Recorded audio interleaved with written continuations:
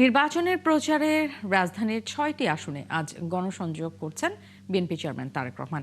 এরই মধ্যে নিজ আসন ঢাকা ১৭ ইসিবি চত্বরে বক্তব্যের মাধ্যমে গণসংযোগ শুরু করেছেন তিনি। এরপর তারেক রহমান ঢাকা ১৬ আসনে দলের প্রার্থীর পক্ষে প্রচারে অংশ নেবেন। মিরপুরের পল্লবী মাঠে জনসভায় বক্তব্য দেওয়ার পর তিনি যাবেন ঢাকা ১৫ আসনে। সেখানে মিরপুর ১০ নম্বরে সেনপাড়া আদর্শ সরকারি উচ্চ বিদ্যালয় মাঠের জনসভায় বক্তব্য দিবেন বিএনপি প্রধান। এরপর ঢাকা ১৪ আসনে ন্যাশনাল বাংলা উচ্চ বিদ্যালয় গেট, ঢাকা ১৩তে শ্যামলী ক্লাব মাঠ এবং ঢাকা ১১ আসনে বাড্ডার সাঁতারকুলের সান ভ্যালি মাঠে জনসভায় বক্তব্য দিবেন তিনি। তারেক রহমানের আগমনকে ঘিরে উচ্ছ্বাস প্রকাশ করেছেন জনসভায় উপস্থিত নেতাকর্মীরা। রাজধানীর দ্বিতীয় নির্বাচনী প্রচারে অংশ হিসেবে বিএনপি চেয়ারম্যান তারেক রহমান যাবেন পল্লবীর লাল মাঠে। সেখানে আছেন সহকর্মী মাইনুল মারুফ, যুক্ত হচ্ছে তার সাথে। মাইনুল, এখানকার জনসভা শুরুর সময়সূচি কখন একটু জানাবেন, কখন নাগাদ তিনি এসে পৌঁছাবেন, আর নেতাকর্মী ও সাধারণ মানুষের উচ্ছ্বাসের কথা একটু জানাবেন। কিছুক্ষণ আগেই কিন্তু ইসিবি চত্বরে তারেক রহমানের যে নির্বাচনী জনসভা ছিল সেখানে জনসভা শেষ হয়েছে।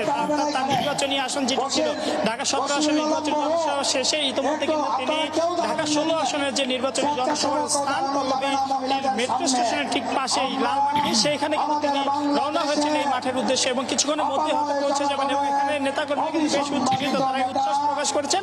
আর কিছুক্ষণের মধ্যে হয়তো তাকে দেখা যাবে এখানে তিনি স্টেজে উঠবেন।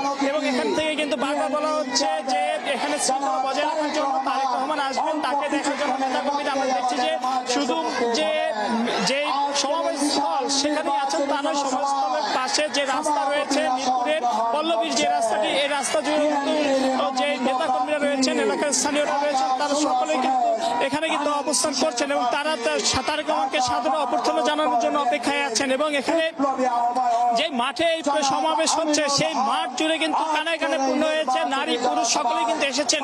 তারা সবাই তারেক রহমানকে একটি বারের জন্য দেখার জন্য এখানে উপস্থিত হয়েছেন বলে জানিয়েছেন এবং তারা সকলে বলছেন আগামী নির্বাচনে বিএনপির ভূমিধস জয় হবে। এই ক্ষেত্রে তারেক রহমানের এই যে আজকে এখানে আসবেন, তিনি কোন আগামী নির্বাচন ঘিরে, যে নির্বাচন আসছে সেই নির্বাচন ঘিরে দিক নির্দেশনামূলক বক্তব্য দেবেন এবং এই যে ঢাকা ১৬ আসন, এই ১৬ আসনকে আধুনিক ঢাকার সাথে পাল্লা দিয়ে আরো উন্নত করার জন্য যা যা করণীয় সেই সঙ্গে তিনি এখান থেকে দিক নির্দেশনা দিবেন। এবং এখানে যে নেতাকর্মীরা আছেন তারা সকলে কিন্তু বেশ উচ্ছ্বসিত।